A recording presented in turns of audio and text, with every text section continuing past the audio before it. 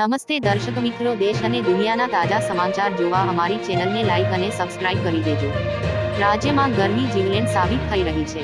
ગભરામણ, ખેંચ અને હીટસ્ટ્રોકથી 15 વ્યક્તિઓના મોત થયા છે, જેમાં સુરતમાં 10 વ્યક્તિના મોત નીપજ્યા છે, જ્યારે વડોદરામાં વધુ 3 વ્યક્તિના મોત થયા છે.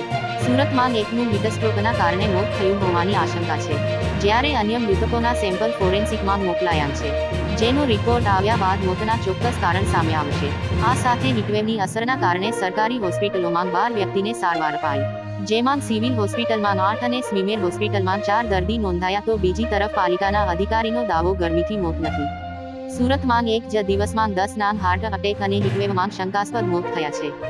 4ને હીટસ્ટ્રોકની શંકા છે, જ્યારે 5 વ્યક્તિના હાર્ટ એટેકથી મોત થયાની શંકા છે.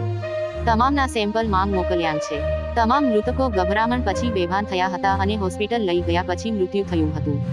સુરત શહેરમાં કાળઝાળ ગરમી વચ્ચે 24 કલાકમાં અચાનક બેભાન થયા બાદ 10 ના મોત નીપજ્યા છે, જેમાં એકનું હીટસ્ટ્રોકના કારણે મોત થયું હોવાની આશંકા છે, જ્યારે અન્ય મૃતકોના સેમ્પલ ફોરેન્સિકમાં મોકલાયા છે.